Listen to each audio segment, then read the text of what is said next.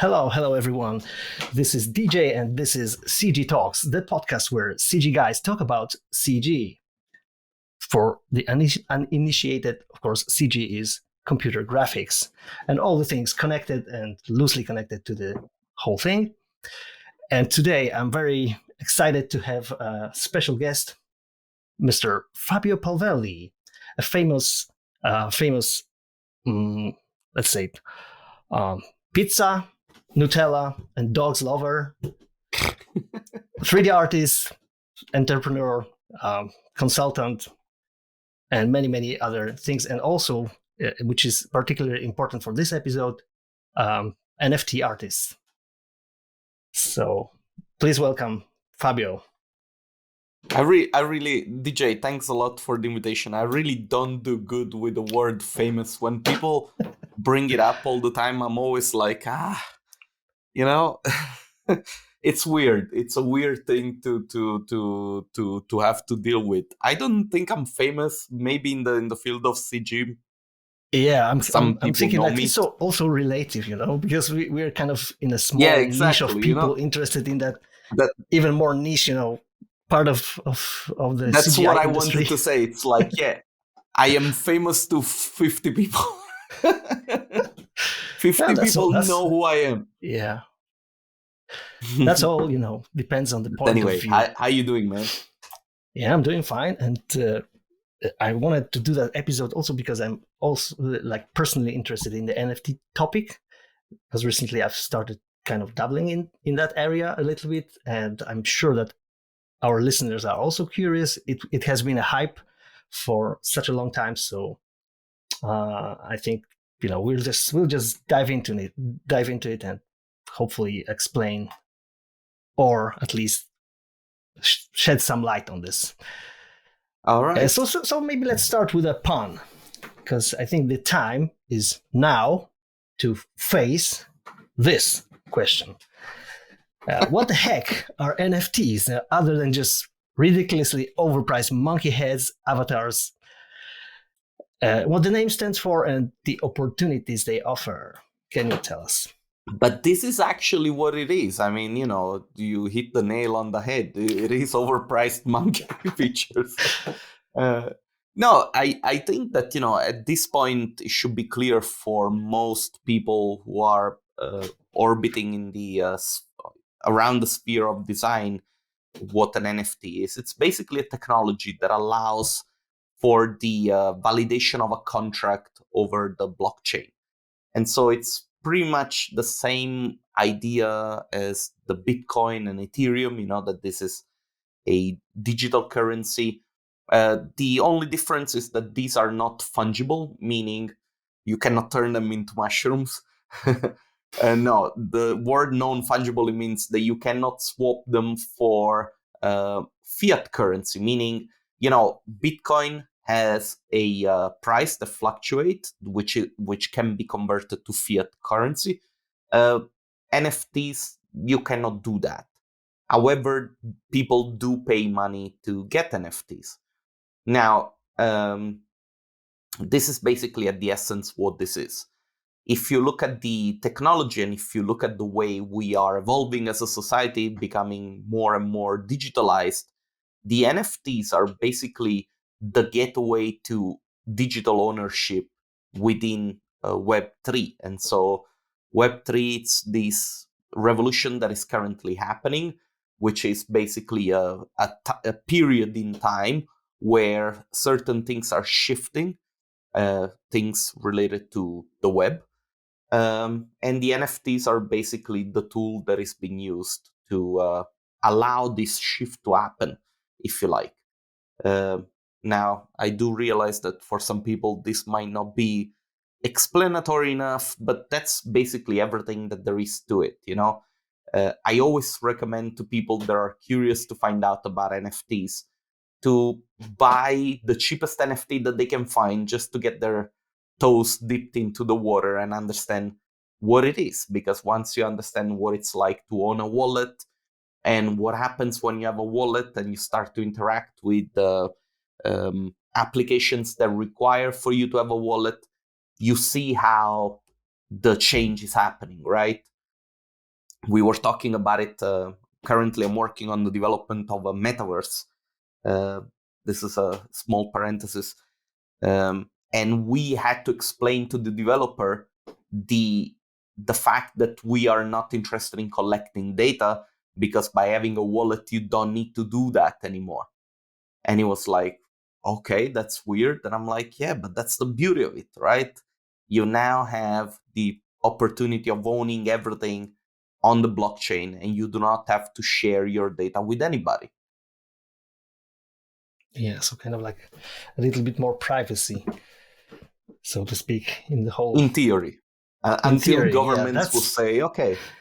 Yeah, so that's probably the whole thing. That's the theory and practice thing is probably something that we are going to talk about, because there has been like a lot of pros and cons, like flame wars around the web about NFTs. Like this topic is like super divisive. Like you're either pro or against. Like there are a lot of people that have not yet made an opinion on that, probably, or just like not interested.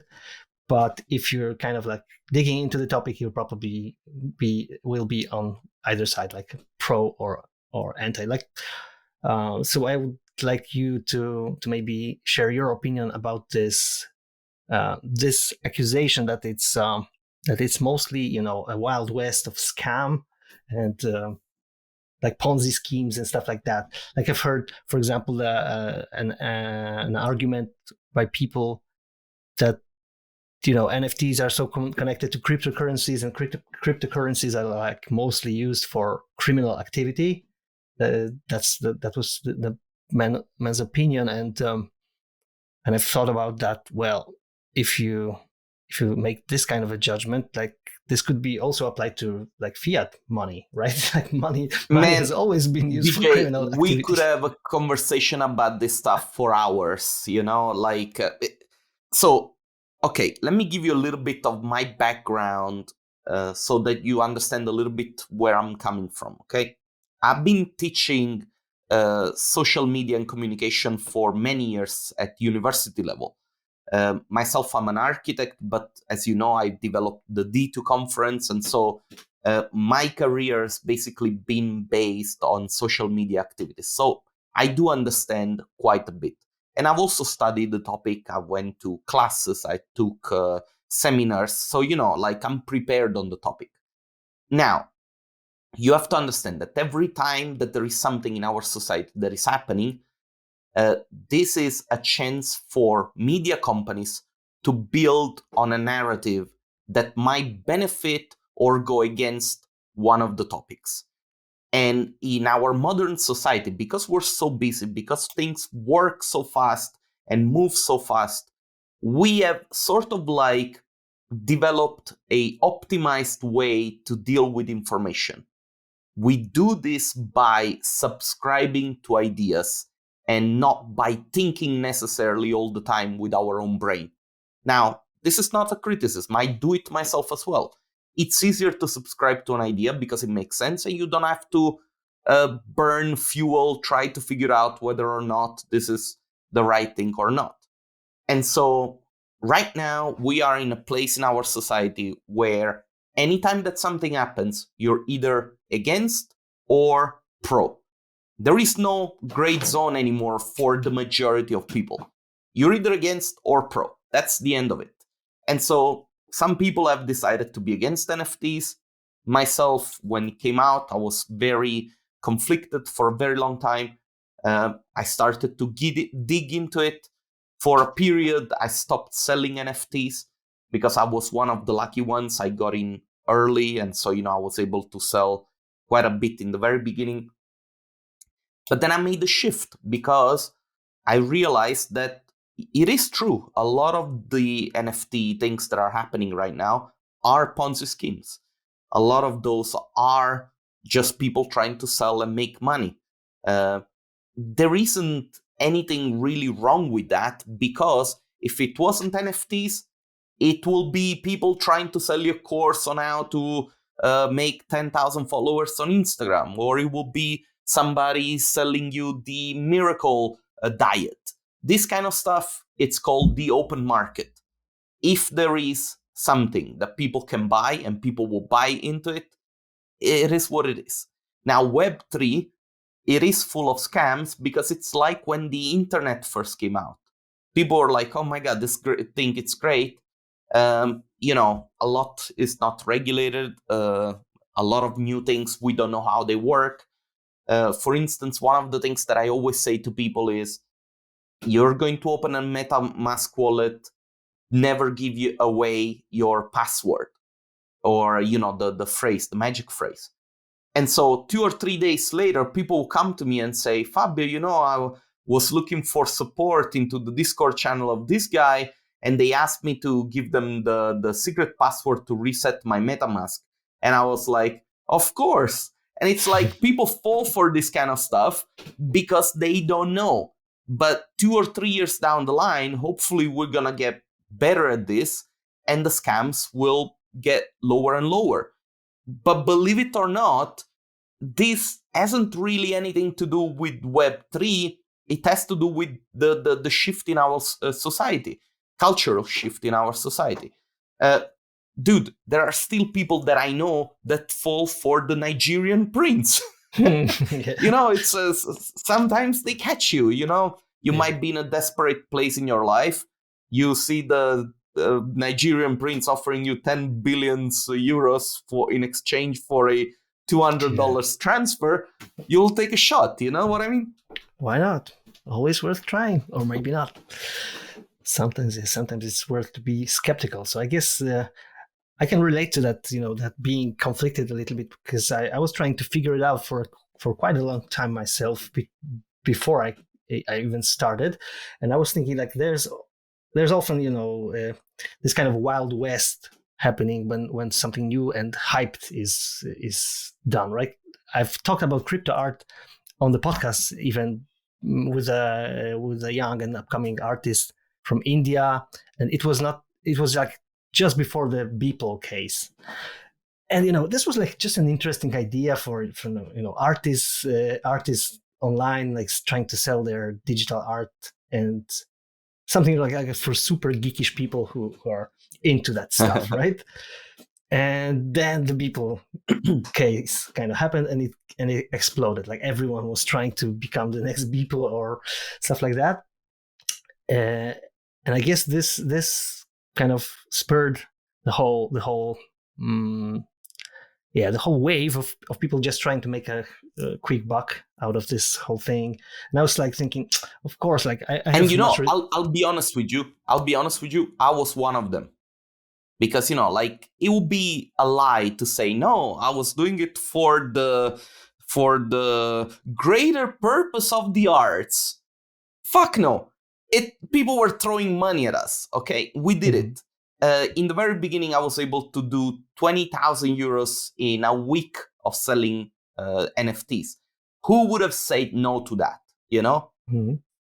Yeah, especially for just selling your art, which you might have thought, this is just something I do for myself, for experimentation, and like as a side thing to my regular job, right?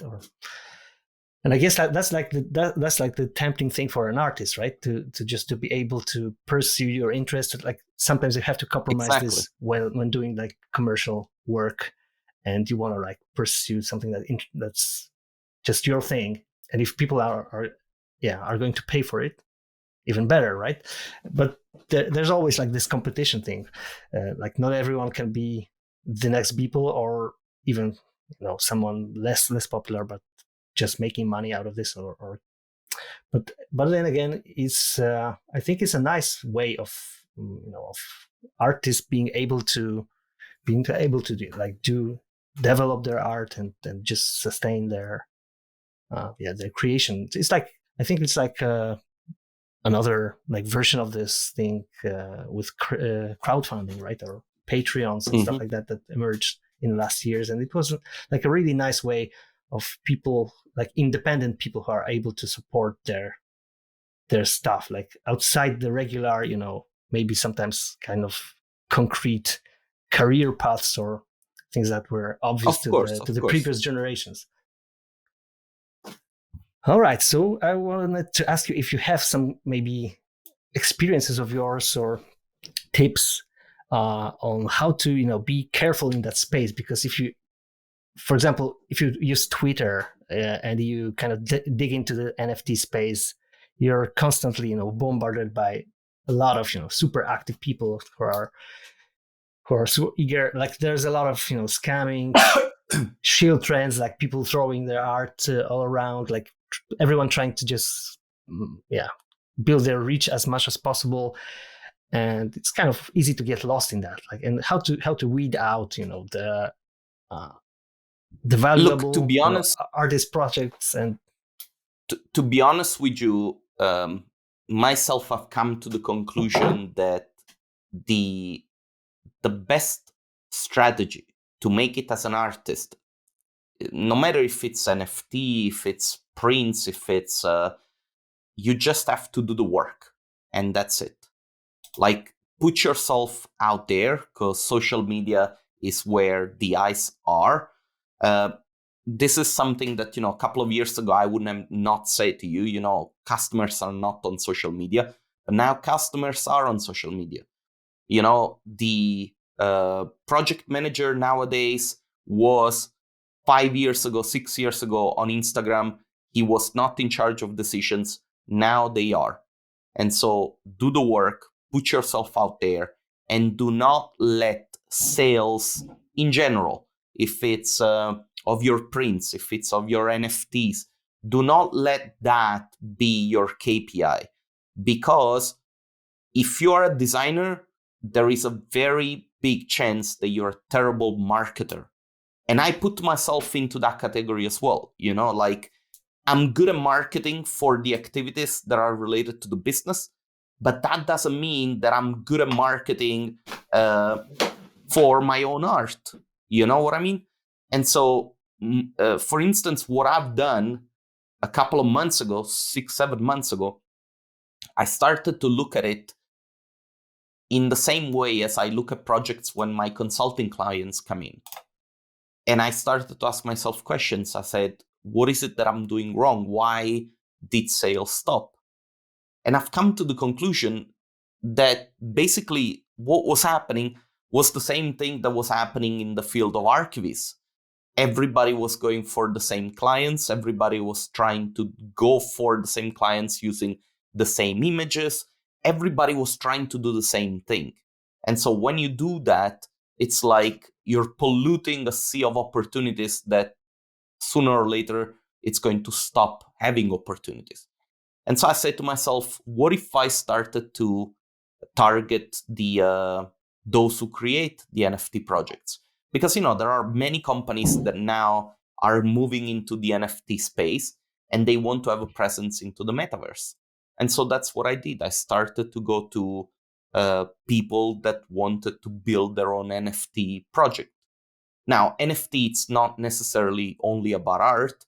NFT is really like a way to outsource the creation of a project to a crowd of independent investors. And so, say that you have Nike, and Nike, they want to create a metaverse. Nike will create 10,000 tokens that you can buy. And if that project is successful, then you're the shareholder of a token that can raise in value over time. A little bit like the shares of a company that goes public, And so that's what I started to do. I started to provide my services to people that work in the metaverse and that are trying to create metaverse projects. Yeah, that's pretty interesting. Like I've heard from our previous guest who is working right now for a game development company somewhere in California, that they are doing like a whole like IP or like a game trading card game based on an IP that they create. It's called The Chronicles of Dr. Zamzi, and this is like a kind of like Magic the Gathering, like card collectible game, I think. But these cards are digital, so you kind of buy them with NFTs, and it's like, yeah, the NFT is like a technology that's backing up the whole collector thing in that game. So I guess it's it's going to be kind of like the next thing after, I guess, after social media, that were the revolution of our generation, I think, and something new is Many coming. people And already take, that's basically what it is. I don't know, to me the exciting part is that those who manage these projects, they're often like millionaires that work out of their mother's basements. And it's a whole new crowd of visionary people that, the reason why they made it's because their vision was correct in the first place. And so I'm getting to work with a lot of visionaries, it's an exciting time to be alive. I can tell you, like, I've never had so much fun working in 3D whilst, I was doing archviz. You cannot compare it. The projects and the goals that we're trying to achieve, so much better, so much more fun. Mm-hmm. So let's maybe talk also a little bit about another thing, I've already scratched the problem of Twitter, and it's being littered, maybe, or full of this topic. So some people I've seen like deliberately blocking the topic NFTs, right, just to be free of this whole gold rush. But there are also specific, there's also a specific subculture language that is emerging in that space, with some words and shortcuts that might seem cool to some, and to some they're like super I'm not annoying. An expert, but okay. like friends, GM and GN, fam. Not to mention the famous WAGMI, right? So can you share your view on that language? Like, what's your perception of that? Or maybe you can explain or decipher some of these to our audience. Dude, the reality is that as I was telling you before we started to record, I think I'm slowly becoming a boomer. Okay, boomer. And I can feel it on my skin, because certain things just don't make sense to me anymore. But that's okay, I focus on the experience and the value that I can bring to the project. Now, if I want to maybe give a suggestion to people, is be open-minded, don't be too judgmental, because looking back at my pre-Web3 career, so to say, I do think that a lot of people, at least, the ones that I was closely connected to, they were and still are a little bit too conservative about everything that is happening. And that's the reason why they haven't embraced, the NFT movement. They have not, they're still not interested, even though even in the field of archivists now, there are metaverses that are being built where you're going to be able to sell apartments through the Web3. And the transactions will be NFT transactions, meaning if you're buying a house, you'll be able to buy it directly with Ethereum without having to go to a notary to make all the documents. It'll just be a transaction, an NFT transaction, and that house is going to have an NFT contract attached to it. And so, there are incredible earning opportunities for real estate agents. People are always going to get a little percentage of the money that they're going to make by reselling things. And for architects and archivists and 3D designers, there are worlds that need to be built. And this is actually what is happening right now. And the work opportunities are endless. They're endless. There is so much that needs to be done. I think this is a golden time for artists, to be honest with you. Mm-hmm. And you mentioned like the real estate and architecture in particular. It has been interested in the green technologies and being environmentally aware, and as much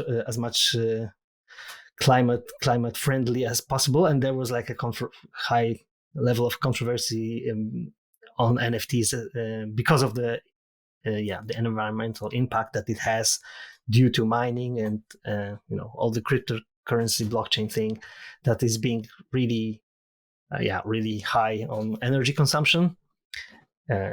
What is your view on that issue? Again, like what I shared with you before, telling you about people subscribing to an idea.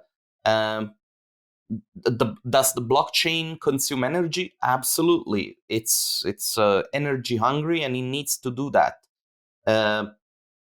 Do we consume energy despite the fact that NFTs exist? Yes, absolutely. Every time that you place an Amazon order, Amazon uses the blockchain technology just as much as NFTs do. And arguably, the amount of orders that are placed on Amazon are way more than what is happening on the NFT world. I can give you another example. A few months ago, I had to go to Vienna, and I actually have to go back to Vienna to do this, to place a signature under a document. Now, the reason why I bring this up, it's because in the field of law, and there is a word for it, management of like documents and all that, one of the fields where NFTs is going to be used is authentication. It adds a layer to anything that could be like a signature, a digital signature. And so now I have to fly to Vienna, take a flight for an hour and a half. I will have to stay in a hotel. I would have to eat food outside, which will require packaging, which will, I can add all these things up when actually I could sign a document on the Teso chain for 2 cents. Still, we look at NFTs as the bad guys simply because, and I can demonstrate this to you, simply because this is an argument that some people have subscribed to. And the reason why I'm telling you that I can prove it to you is that right now you do not hear anything anymore about the environmental impact of NFTs, because the argument did not stick. It's exactly the same thing as that happened when the electric car came out.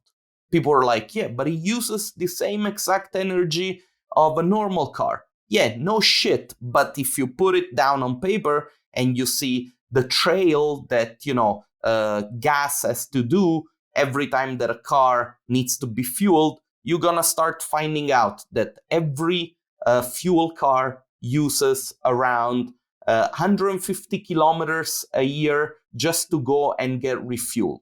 This is energy that you just throw away. When we ship oil with boats and you get environmental disasters, this is something that electricity doesn't do. The pollution of burning energy into a power plant is better because it can be collected and it can be recycled.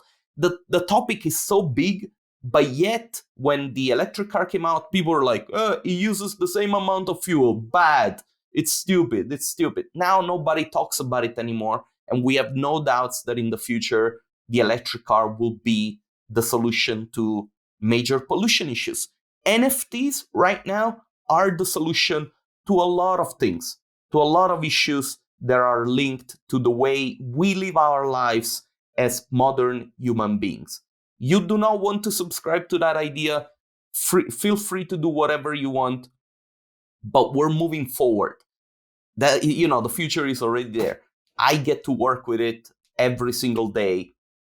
I don't think that we're making that terrible impact towards the environment. As far as I'm concerned, I've had some arguments with like people that produce high-end images for the most expensive real estates in New York. This is actually the most pollution. You're building buildings that are going to be empty and that are going to be used just by a very small fraction of human population. And still, NFT is actually the issue with the environment. That's BS. Yeah, and talking about cars, it kind of always reminds me this example that people gave about environmental issues, like at the beginning of 20th century, like the change of centuries. There was like highly impactful problem in the cities that was like that was horse shit, right? It was like all over cities, and it was like there were like doom predictions that it would cause major health issues, problems, and stuff like that. And then there was an invention of the car that kind of solved the problem of horses in cities. Exactly. Of course, it brought its new problems, like when cars became super popular, and right now we're kind of dealing with the next level of problem. But probably there's a solution coming up ahead already, like we don't know yet about, or at least in terms of Ethereum, we already know it because people doing Ethereum are already working on the Ethereum 2.0, right? But DJ, let me tell you, like, I really want people to understand, like, seriously, you can think whatever you want, but do not think that the problem exists now. I mean, Visa also uses blockchain technology. A lot of things that we are already doing use this kind of technology. Don't subscribe so easily to any random idea. Like, if you do not try it with your own hands and you don't see what is happening with your own eyes, then probably it's just a buzz to drive attention towards certain media outlets, really.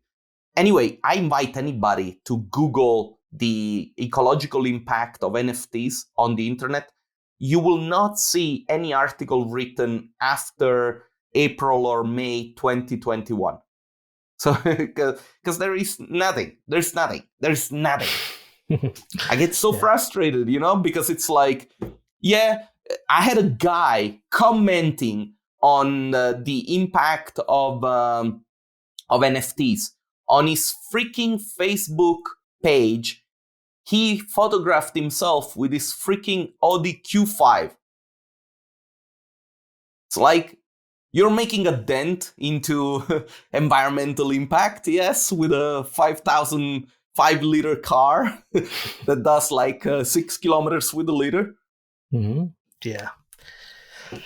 Yeah, we don't know all the connections and ends. Right. The final question for this block maybe would be like trying to play a little bit of future forecast. Like the whole NFT is super young yet; it's full of hype, and it's like especially with the Beeple case, it already kind of hit like the whole new art NFT market, hit the traditional art market as well. Like people being invited by traditional art selling houses, right? And many other artists are also digging into this space, like, and there are already like the open markets and the more curated markets in the NFT space, and also celebrities right now joining that hype super widely. Like recently, I've seen Snoop Dogg, right, or he's the king. Yeah.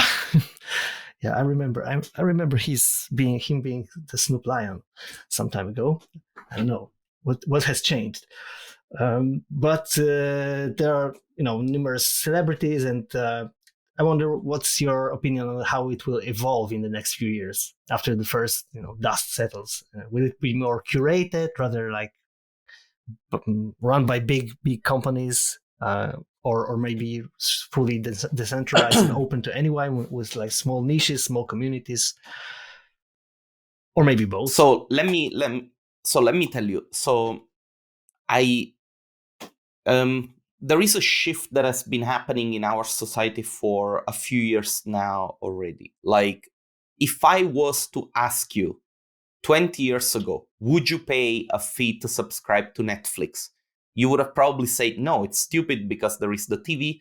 And if I want to have a cassette of a movie that I want to watch, I'll go to Blockbuster and rent it once, right? Now, every time that we do not pay for something, we have to compensate whatever it is that we don't pay for in advertisement. And so if we are not paying for something, we are getting sold something else. This is what is happening with Facebook, with Instagram. We use them, but we don't really know that we are basically the product. Some people do know, but most people say, yeah, it's a free platform. Now, with Patreon, we have already started to make that adjustment in the trajectory of how our society is working, right? We recognize that there is talent out there, people that are exceeding or excelling in doing things, and we are willing to reward them with a fee, right? Um, NFTs are going to more and more highlight this kind of way we behave as a society. And so this is going to make it extremely simple for people to subscribe to services and entertainment provided by creators that we like. This is going to come also to Google. For instance, let me give you an example. We should probably expand a little bit, but one of the issues that we have nowadays is copyright, because copyright in the field of the internet, the laws that dictate the way we interact with copyright are too obsolete for the way we behave nowadays. If you ask a singer, a rapper, look, people are not going to be able to share your song because there is a copyright law that doesn't allow you to do that. The guy will say, okay, then I'd rather give my music away for free than to have any IP attached to it, because people want to have their information going around. And so sooner or later, we're going to see even Google adopting NFTs to sell you images.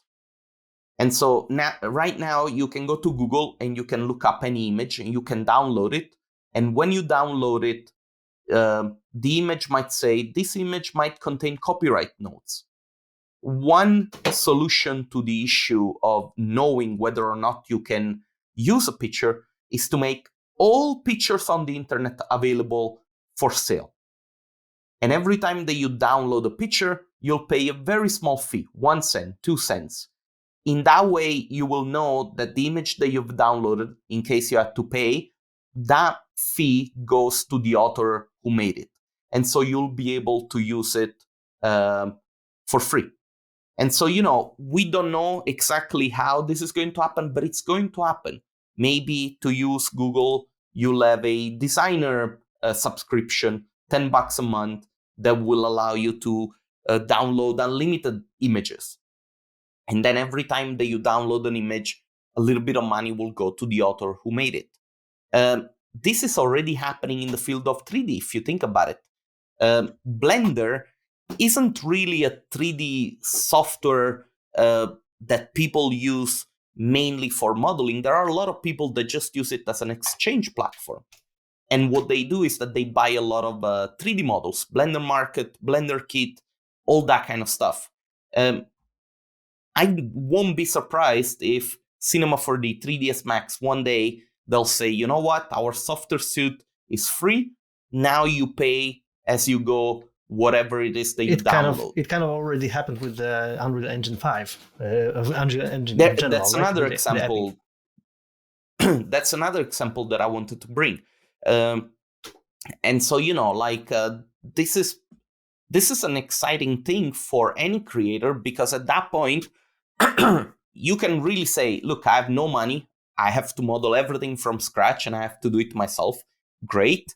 You'll do the work. If you do have a little bit of money, you can download models. You can work faster. So, it can really empower people to say, look, as soon as I have a little bit more money, I'll invest it for my work and I'll get better. I'll get faster. All this kind of stuff. So I do think that it's an exciting time in front of us. Dude, it could be that in 20 years we'll be hit by an asteroid and this recording will just be vibrations in the universe, like electric vibrations. Yeah. But I do think that it's an exciting time for any creator out there, really. Yeah, so let's maybe end that with this optimistic, optimistic vibe. Be excited. Be excited. Yeah. That's what NFTs stand for. Be excited.